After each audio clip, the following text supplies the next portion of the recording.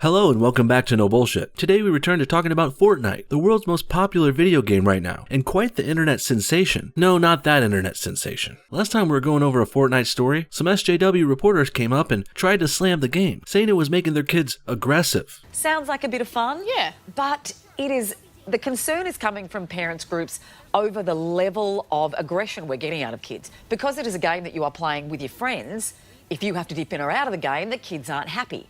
And I know with both my boys play it, and it is the most common thing that you'll hear is, oh, just 5 more minutes. I need 5 more minutes. I'm in the middle of a game. I can't stop. And well, it looks like a new set of parents are blaming a new set of problems on Fortnite this month too. This time we've got a story from The Telegraph in the UK called Fortnite and Other Video Games Risk Damaging Children's Lives. Culture Secretary warns. Check this bullshit out. Highly addictive video games risk having a damaging impact on children's lives. The Culture Secretary has warned after parents raised concerns about a hugely popular multiplayer survival shooter. Fortnite, a video game which pits 100 players against each other and is free to play on mobile phones and game consoles, has proved hugely popular with children and teenagers. The game has been downloaded more than 40 million times since its launch in July 2017 and been endorsed by a raft of celebrities, including Premier League footballers and chart-topping US rappers. Wow, that's a load of bullcrap. Should have called the article Out of Touch Culture Secretary Risks Damaging Children's Lives, because blaming video games for kids' problems isn't helping anything. It's hurting, in fact, because you're focusing on the wrong things. As expected, this article shows a complete lack of understanding on this matter. The reason games are highly addictive is because the developers did a good job at making them fun. A lot of fun. And that's really just the company, Epic Games, doing its job. They make video games for people to enjoy. There's no actual problem with that. No, it seems the real problem is this game is really fun to play. And the kids' parents are really weak when it comes to setting rules for them. They're allowing their kids to carry on playing for too many hours. And that's on them, not the game or its makers. Also, the article doesn't recognize the skills children learn while playing video games at all.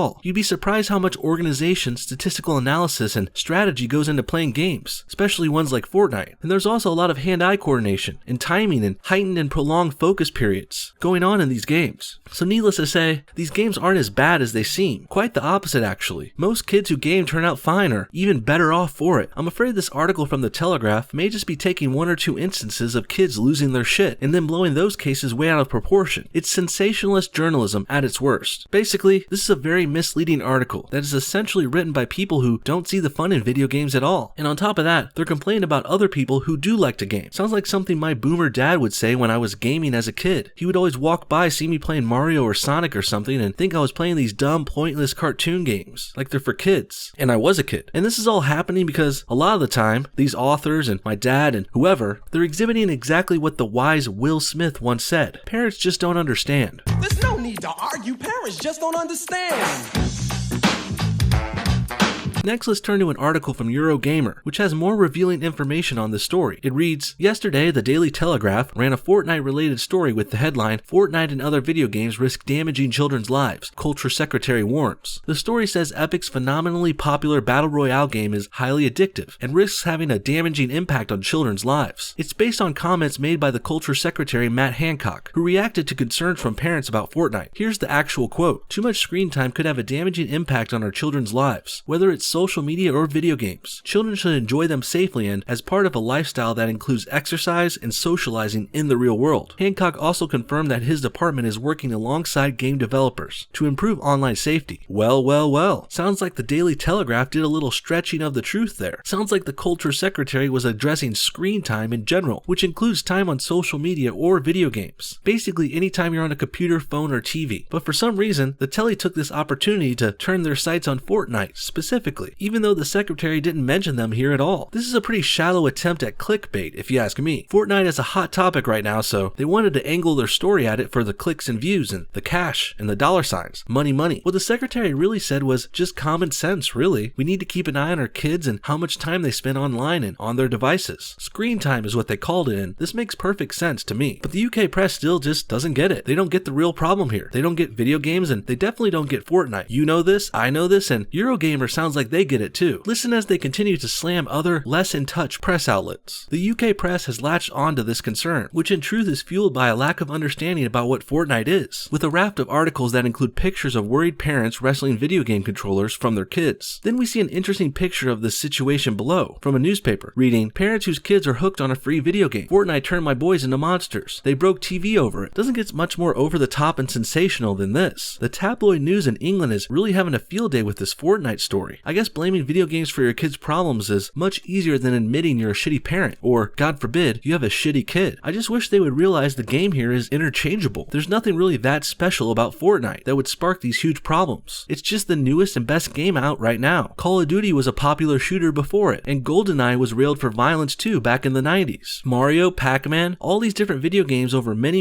years have faced the same kinds of criticism. Parents who don't understand them will always blame those games for their kids' problems, because they don't understand them, and video games are an easy scapegoat for their kids' problems. The thing is, this isn't really helping anyone. Scapegoating Fortnite for problems with your kids helps nothing and no one. It just shelves the problem, which means it will just come back more and worse eventually. This article in The Sun, for example, carries the headline "Fortnite Monsters" and points to these mums who are footing the bill for highly addictive online game Fortnite Battle Royale. Apparently the Sun was set off after Dele Alli scored against Watford on Monday and did the floss dance, a hugely popular emote in Fortnite, to celebrate. The Sun seemingly missed Eurogamer's report from April explaining footballers' current obsession with the game. They probably like it because they like sports and they like competitive stuff. Makes sense. And I guess Dele Alli and Watford are soccer teams or something. They call it football over there in England. Anyway, why the hell are these mums footing the bill for their kids playing Fortnite anyway? It's a fucking free game. The only things on there to buy are skins, like different clothes and weapon skins and stuff, or if you actually want to buy the full game, which isn't really necessary. Besides that, Fortnite is pretty cheap to play. You just need a gaming system and the internet. I don't get why parents can complain about the money they spend on their kids' Fortnite. It's ridiculous. It's like blaming Walmart for the high cost of your groceries. Well, that's your fault if you're buying premium items that cost more, and it's the same deal with these video games. And if your kids have access to your wallet or credit card or something, that's even more stupid, and that's on you, shitty parents. But there's also a suggestion that Fortnite is turning kids into aggressive little monsters. Shirley McKenzie, who The Sun reveals is a single mother, says she had to buy a projector for their council after her 12 and 9-year-old smashed a telly in an argument over the game. Here's the quote, "Fortnite is just awful. Both my boys are completely obsessed." Well, I think I can decipher the real problem with this family here. Shirley is in the unfortunate situation of being a single mother to 2 boys. And more importantly, her kids don't have a proper father figure around to teach them how to act like men. Without that proper male role model, I'm not surprised they have problems with aggression and insubordination. So needless to say, this isn't the video game's fault. Call center worker Kelly from Cardiff says she forked over 400